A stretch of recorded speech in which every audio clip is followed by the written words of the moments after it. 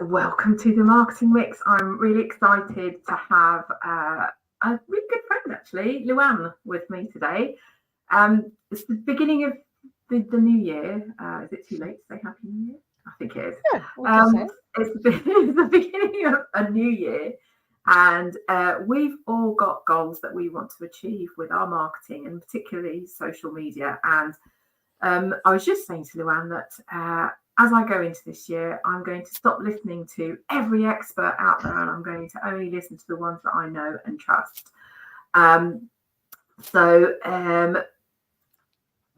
with that in mind, I'm talking to Luann today. She's actually published a book. She published a book at the end of last year.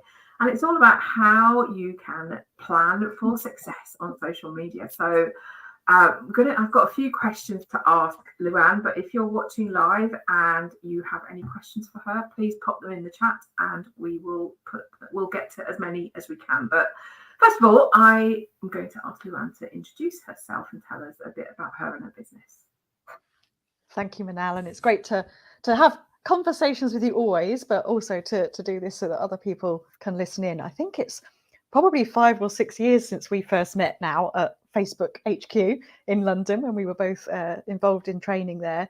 And I'm a marketer, have been for many, many years now, studied marketing, have done marketing, worked in agencies, in-house, and run my own consultancy and training business for nearly 12 years now, and have a wonderful mix of working with clients, advising, being a bit hands-on, but also sharing my knowledge and experiences in kind of practitioner-led training situations as well.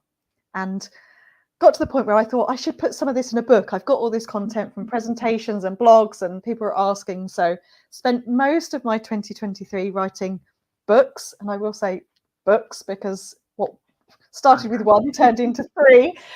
One still to be published later this year. And so, yeah, Planning for Success was published end of October and is very much a step-by-step guide through all the basics and the fundamentals of what you need to be thinking about and how to actually put that into like a 1-page template to work from. Amazing. And I've had a quick look at it on Amazon in preparation for this for our little chat today, and there are things in there that I don't necessarily see other social media experts talking about, and there are some extra goodies that you can get off your website. So I will pop the link into the chat as we go for you to look at Luann's book. But let's start at the beginning. This is something that I always tell people to do when they're starting with their email marketing. But so let's start with goals. Yeah. And sometimes it can be difficult to understand what goals to set. So can you take us through some social media goals that people might want to set if they're a small business? How might they start setting those goals? And also, if you can, how would it tie into their email marketing? Yeah, I think goals are always a good place to start, and not always, it doesn't have to be January to set goals. You should be setting goals and working towards goals at any point in time. And I think this is one of the dangers of working in marketing and social media in particular, of diving straight in, going, oh, look, something new and shiny, something exciting, something free. Let me just start playing with that. And that's potentially fine for you as an individual if you want to be entertained on a platform like TikTok. But when you are a small business owner or working as a marketer in a business, potentially a small business, you only ever have a finite amount of time and resource, which also includes time, but money as well. And I think we always have this thing on our shoulder of wanting to do more or thinking we should be doing more platforms, more content, more this, more that. And that's just overwhelming and too much, and almost to the point where I think we get to the point of going, I can't do any of this, I won't do any of this, head in the sand. If we set ourselves goals, it keeps us focused, it keeps us on track and driven, but it ultimately means we know why we're doing things. We know why we're doing that post. We know why we're on that platform. And so I think goal setting is really important.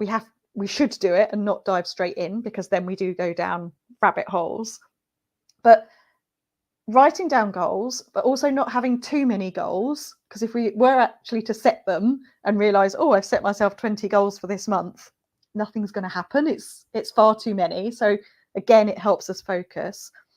I would say with social media, the goals you can achieve, there's actually quite a lot you could achieve if you wanted to. Anything from awareness, ongoing nurturing and visibility, driving website traffic, getting people onto your email list by telling them that you have an email list and what they can do and things like that. That, you know, there's lots of goals you could do. And I would say that actually social media is really good at helping you to build your email list, getting people to be in the data that you own and the world that you own.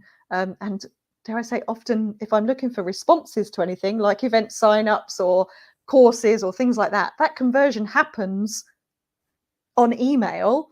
But I've used social media to let people know, build new connections and drive them into my world. So I think they're very much connected. I would say to hear someone whose world is social media say that. I think the single answer to goals is, what do you want people to do? And when you know what you want people to do, you put that call to action into your content, whether it's a kind of, this is what I do, you want some? Versus, I want you to go and have a look at this, or I want you to consider this. You need to have your goals, drive people to doing them, and then that will help you make your content much more focused as well. So just because again, I'm going to not listen to every expert out there, but so many people say, oh, you shouldn't sell on social media. It's about giving value. It's about they're not, it's the same with email marketing, but is it okay to sell? Because I see people doing it and they seem to be doing okay. Yeah, I think this is about your definition of selling, isn't it? And so for some of us, feeling like we're selling all the time feels really ick, especially if we're selling ourselves as business owners or something that we spend all of our time on. It just feels really uncomfortable to be saying, do you want to buy it? Here it is. I think there's a certain element of, we are selling all the time that we show up. I'm selling today by kind of going, I'm visible and, I'm friends with Manal and we have things in common and this is what we're doing. While we have lots of chats, there is an underlying reason that we're doing this, to get in front of people. I think it's about the way that we think we're selling, and that we're not going, here's a big red buy button, you all need to click on it now. By showing up, sharing our expertise, educating people, bringing them into our zone of trust, at some point that sale will come. And I'm not saying that it shouldn't feel like it's so planned and, a bit kind of like, oh, she's only here to sell and she's only doing this because. It's not about that. It's about a big picture. Nothing happens on a single social media post. Nothing happens in a single email. You have to have all these things kind of aligned, take people with you. Sometimes people will buy from us straight away, but sometimes it can take years to have that conversation. So I think it's all part of that picture, isn't it? Yeah, I think you're right. And there's conversations that I have with people about email marketing, and it's to sort of, it's a bit of a hackneyed phrase, but it's a marathon, not a sprint. And I know that for me, email marketing does work, and I would say that more business comes to me via email marketing than it does social media. But some of the people, a lady signed up to work with me at the end of last year. She's probably been on my email list for about 4 or 5 years now. Yeah. So it really is a case of having a little bit of patience and knowing that, trusting the content that you put into into social media, into email, and knowing that that's the stuff that is going to attract your ideal audience. It's about adding value, isn't it? I send a weekly email, ironically, about social media, linking the two together. But for me, I know I've had this feedback, is some people go, I don't read your email, but I see your name in my inbox, 10 o'clock every Monday morning, you're in my head. And it is about that kind of showing up and knowing that if they do open it or see a social media post, that it adds value. And I think that's the selling process, isn't it? Of like adding value, letting people know what you do and how to find you. Definitely. Yeah. So we've got goals. Yeah. I always see these two things being mixed up all the time, and sometimes by marketers, which is really annoying. But can you tell us the difference between strategy and tactics? I love that we've got this question, because if there's one phrase that I trigger response to or change, it's the phrase social media strategy. And you may hear me talk about strategic social media or strategies, but I will never, hopefully you will never see me use the phrase social media strategy, because I think the word strategy is so overused and misinterpreted, and yeah, it's probably my biggest ick. So I like to separate the two and talk about them as two different things. And so for me, strategy is about the overall approach. It's about the big picture. It's where you start, and it's also the big picture isn't necessarily about social media or even about marketing. It's about the big picture for the organization and what needs to be achieved, the top line goals as such. Tactics come after strategy, when you are working out how you are going to deliver the strategy, how you're going to deliver the goals and objectives you set at that big picture level. And so tactics are really like the specific actions, the how-to stuff. And sometimes within a small business, you do all of it. You do strategy and tactics. Within larger organizations, they're often planned, talked about, and delivered by different groups of people. But I think whenever you see something new online of like, oh, this new feature, that is not a strategy. That doesn't affect your strategy. A new button to press on Instagram is not going to change your strategy. It is not going to change your big picture and what you're trying to achieve. It could potentially change how you do it. So I think when it's like social media strategy is talked about in terms of, oh, Instagram have added this or LinkedIn have taken this away, it would take a lot for a social media platform to fundamentally change what you're trying to do as an organization. And we shouldn't let it either. We do need to understand and make tweaks along the way, but a tactic is a how-to, and we don't need to spend so much time confusing and getting in the weeds when we're planning what we want to achieve. There. Yeah, I agree. That was my trigger. It's so true, and it does, like, I guess you kind of need to have a bit of a strategy of how perhaps you're going to use each of those tools overall. Like, how are they going to feed into what you're trying to achieve? I just showed you my whiteboard a minute ago before we went live, and I did this a couple of years ago, but so this year I've set myself a goal of in some way helping 10,000 small businesses, and that is they can work with me, they can consume my free content, they can come to events, so my strategy is going to be all around achieving that goal, and and then I'm going to decide how I'm going to do that. And one of the tactics that I'm going to use is to do more speaking. It's not a strategy on its own. So, but if you started with that tactic of like, I want to speak, what? Why? What about? Right. Who for? You're diving straight in. It's the same as when you hear people going, I need to be doing video. What about? Why? And it's almost like, I would say, big picture strategy, goals, then what is the best tactic to help you do that?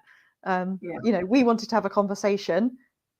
The best way to do that is a video, and we would prefer to do it live, and it's a recording. You start at the top, not I want to do 20 videos this month. That's not a strategy. We see it all the time. That's why we're laughing. We see it so often. And the thing is that because marketing is so big now. I mean, I don't know when you start. I started marketing. I started my career in marketing just over 20 years ago. Yeah. And at that point, you could be a generalist. You could be in a marketing team, and you could, I started off as a marketing assistant and worked my way up. Yeah. But because it's so huge now, everyone specializes in something, and then that they'll tell you that that one thing is the thing that you must do. And it's kind of, you've got to decide the tactics that are going to help you to achieve your goals. And there are some things that you'll absolutely want, like a website, like email marketing, because the website you own and the data you own. But outside of that, like how are you going to, what's best going to help you to do that? And also, it's a bit like for small business owners, it's also a question of what they feel comfortable with. Because if you don't like doing something, you're never going to do it. You're just never going to do it. So if you don't like doing videos, you're just never going to do them. And then everything falls apart because you haven't done them. Yeah. So I think the thing about marketing is it's broadened out so much, and almost like, I think the reason strategy and tactics get confused is because marketers do so much.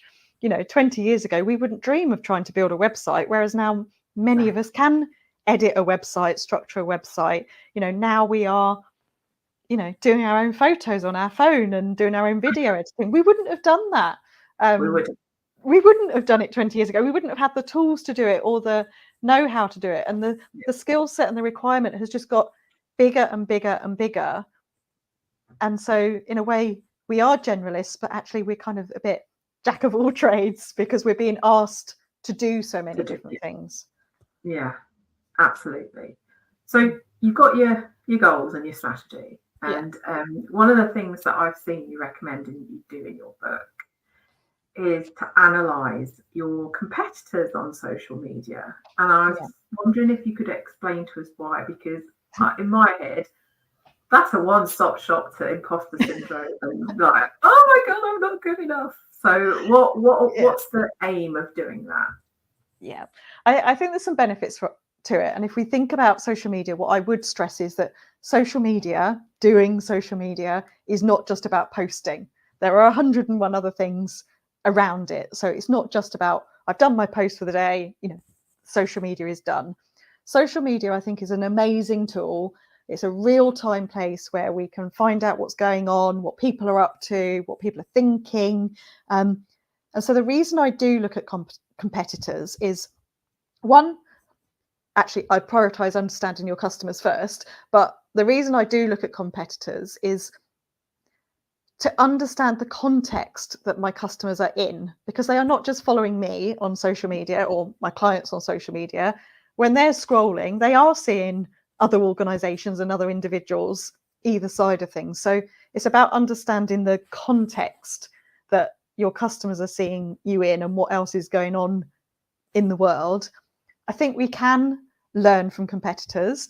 We shouldn't think that competitors are all doing things better than us or doing things right, or that they have more resource or anything else. So you're right, it can absolutely give us imposter syndrome from, I wish I could be doing that, versus I don't agree with this and shouldn't be doing it. And there's a line, isn't there, of like, I'm going to take them out of my world because they're upsetting me, distracting me, I disagree with them, versus who can I learn from and what best practices can I take, and things like that. So I think it's about getting the balance, but for me it's about making sure I'm in the same world as my customers and seeing what they might be seeing around my content. Brilliant. I'm assuming this is one of your As if we were messaging last night. If you haven't checked out the Comms Hero website, social media streams or events, please do. It's the 10th anniversary of Comms Hero this year, and will be featuring as a case study in my next book. Oh, cool. And Natasha, so how would you advise getting started in email marketing? It's a skill I've not added to my list. Very interested in getting started. Natasha, we're talking about social media today, but what I will do is I'll pop a link to my newsletter in the comments. And if you sign up for that, I've got a whole bunch of stuff coming up this year for people who want to get started with email marketing. So I'll pop a link into the comments for that. Atif has just kindly shared the website for Comms Hero. But I'll just bring Natasha's question back to the competitors bit and just say, sign up to loads of other people's emails and see what they're doing. There's nothing better than seeing what you like, what you don't like, what you think you're comfortable with. So Absolutely. where I would Yeah. get started is research. That's And that would true. be part of it. And yeah, and I that's one of the things that I did do when I first started. I knew that I wanted to send a weekly email, and I knew that I wanted to just talk about one thing, and that's pretty much what I do. Although I think I'm gonna change my template a little bit this year, just because there are a lot of things going on. But like one thing, and I did look at other marketing people and see what they were doing and how they were presenting their emails, and it's some of it is like social media, some of it's trial and error, and you're testing things to see what works and what doesn't. And I think you do a social media post every now and again of like, these are the email newsletters I like. Who do you like, and who would you recommend following as well? So do a shout out as a social media post to find out what to subscribe to.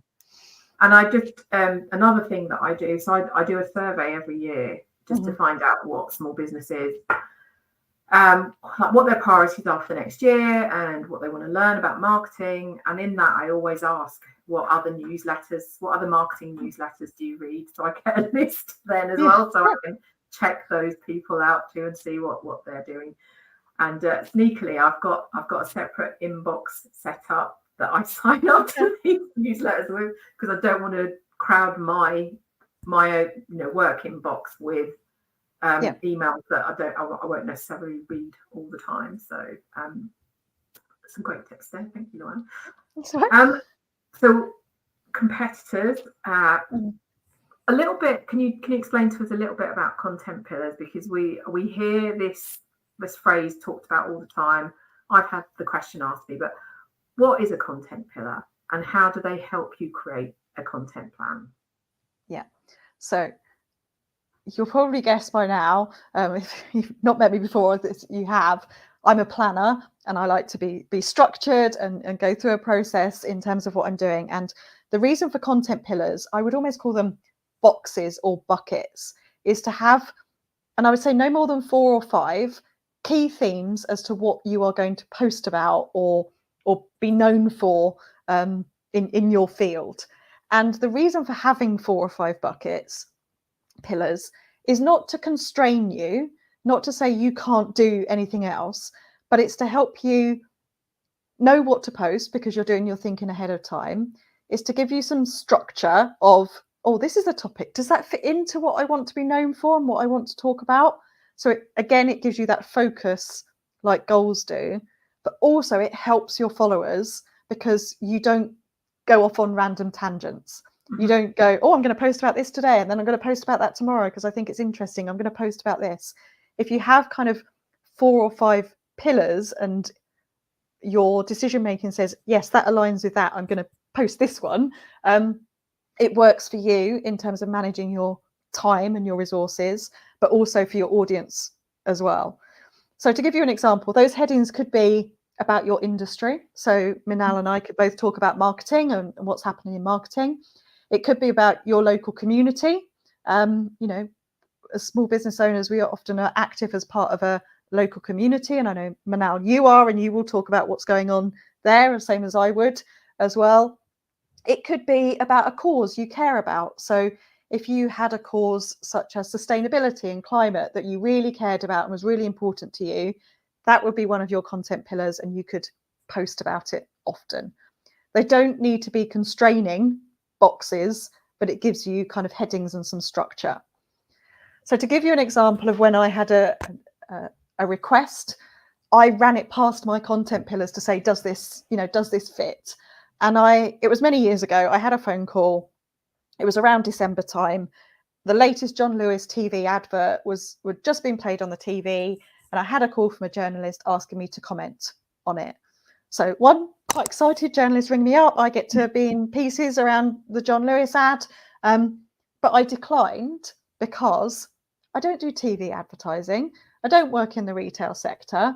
And also they were asking me to be negative about the ad and the concept of the ad, and as a marketing expert to say why I didn't think it was a good thing, which isn't my value. It's not my approach. If I disagree with something, I tend to keep it to myself or with close friends and off camera. It is not my value or my tone of voice to say, oh, I really don't like this and it's rubbish because. So that opportunity didn't tick against my content pillars of my areas of expertise and experience, or against my values and tone of voice as well. So I turned down that opportunity. It just helped. It's doing the thinking ahead of a situation that I think is most useful. And it's absolutely like, I guess, the content pillars and the goals together for people, like what they're trying to achieve. Yeah. Because I've had like coaching clients. I remember this one time, this lady coaching emailed me, said, "Oh, I've got an opportunity to advertise in this magazine. I've been trying to get into this magazine for ages. It's my target audience. Should I do it?" And I'm like, okay, well, but what is it going to cost you? Why? And what is it going to cost you? Like, what goal does it meet? We talked about a few things. Which goal does it meet? And what is it going to cost you? They've given me a really good price. I'm like, yeah, but it's going to cost you more than the price of the advert, because they're giving you such a short turnaround time. You're going to have to pay a graphic designer quite a lot of money to get you an ad in that time. Yeah. And how are you going to track whether it's successful or not? What are you going to ask people to do? Yeah. Yeah. And again, that was very tactic driven, wasn't it? Of like, and responsiveness. Really, and if it was, bigger thinking, you would have done it anyway. You wouldn't have waited for a salesperson to call with a last minute super discount. Exactly. And I just remember a blog post that I wrote a while ago about planning and stuff. And like, having all of this in place gives you permission to say no to things. Yeah. It really does. So having that all set up, and it is okay to say no to things that are not going to contribute anything to your business. So yeah, it just confused people. I was invited to do something this week about a topic I know nothing about, and if you saw me talking about this topic, you go, that's not who I know, and that's not a good, and it would start to change what you thought I did, or what world you thought I kind of worked in. So keep on track. Yeah. And so the last thing that I just want to touch on, which I think for me, this is really where the magic happens, and I think a lot of small businesses forget this step, is the metrics. So what should we be measuring in terms of social media? Metrics for me, I mean, I am a very data-driven marketer. I like to make sure that my insights and my actions are very much based on what the data is telling me to do, or where I can find data to support my decisions and my planning. Not saying that with my years of experience I don't have some gut feel or intuition. I'm not saying that data needs to constrain creativity or ideas, and I know for many it doesn't. But if you come back to those goals that we talked about at the beginning, you and I, Manal, will both say that there should be a measurement element to our goals, whether yours is 10,000 people, or whether it's financial. There is always some metric, or there should be some metric, and also a time frame to those goals as well. So I would then have started in that place, and then I can end in the place of measuring against what it was I set out to achieve. I sometimes think there's what I call stepping stone measurements on the path to the big number. Like, you may say you're doing a webinar and that was this number of people, so that's a step. The webinar numbers are a stepping stone to your big picture. So you would look at webinar numbers. So for me, metrics are against what you're trying to achieve, but we could measure so much. Again, going back to early in our careers, we weren't really data people or measurement or focused on analytics and wealths of charts and numbers. But I look at numbers now in terms of, what do they tell me to do? Do they tell me to stop doing something or to start doing something? So I'm looking at numbers and measurements in terms of actions. What is an actionable insight as a result of seeing that number? Is it better than it was before? Is it worse than it was before? Am I progressing? So I agree with you. The magic happens in the numbers, but you need to set out with what numbers do I need to look for, and then they're the ones that you report on and understand and focus on. I think, you know, I'm with you. I don't think the numbers should constrain how creative you are, because if you do that, then you may never find new ways of doing things. Yeah. But it also stops you wasting time and money. If you keep an eye on them and review regularly where you are, if something isn't working, you're going to know a lot sooner than wait until the end of the year and going, oh, but that thing didn't work. Why did I spend so much effort on that? So it's kind of balancing those things.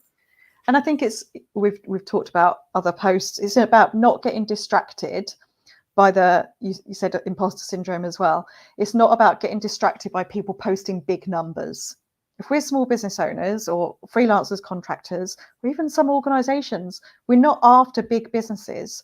I don't care if you have 200,000 followers if you don't have any work or you're not converting. You know, the posts that say, oh, I generated 240 leads in December, I look at that and go, any conversions, any sales? You know, there's the kind of vanity big numbers versus you know, I look at, you know, what income do I want to bring in and how do I manage to do that and how many people. I don't care whether I have 5,000 people on a webinar or 5 people on a webinar.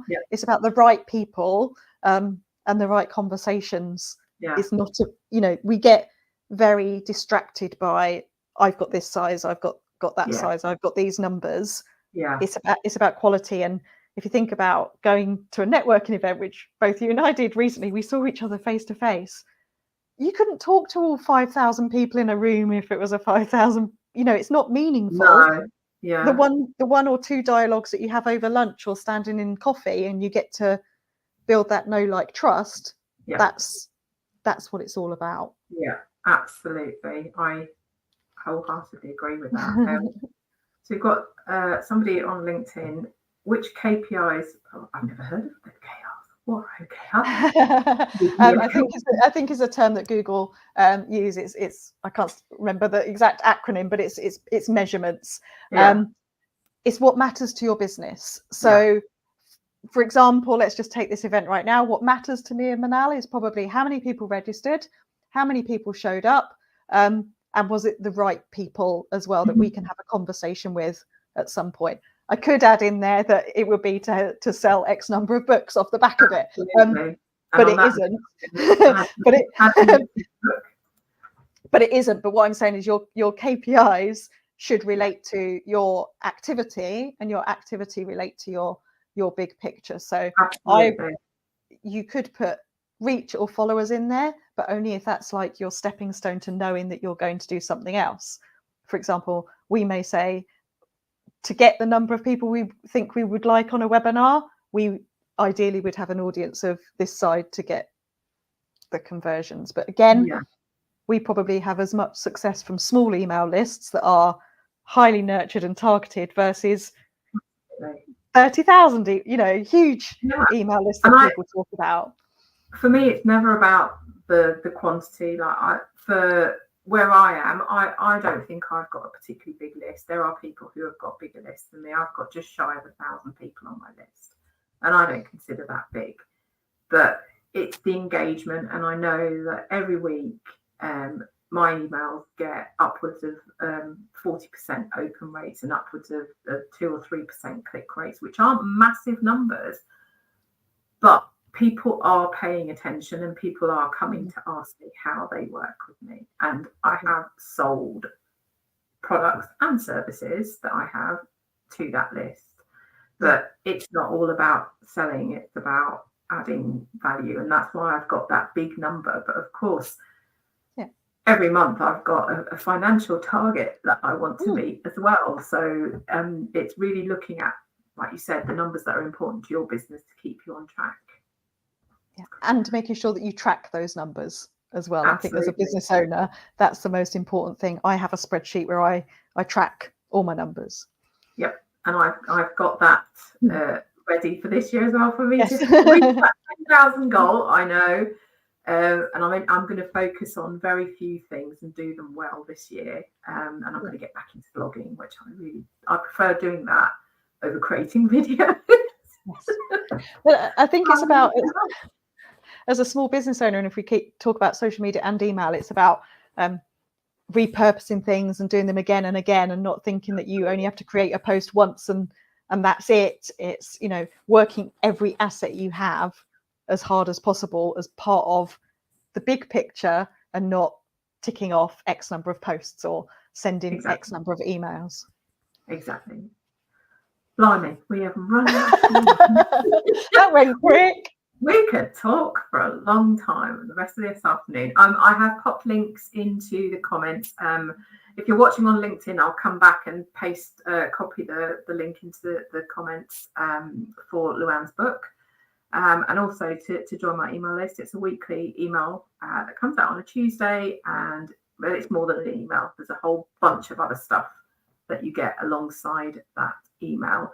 And to the person who has said that they've had trouble with the connection, if you come back to the LinkedIn event after this is over, you will be able to watch the recording of this right within that event. It just leaves me to say thank you to Luann for today. Do go and buy her book. I've had a sneak peek inside it from what you can read on Amazon, like when you can go and look in a book. And I've looked at the contents, and it looks very, very good. So please do go and buy a copy. But I will see you in 2 weeks' time. I'm going to be talking about the requirements that Google and Yahoo have of anyone that sends mass email communications. So come and watch that in 2 weeks' time. But until then, take care and bye. Bye.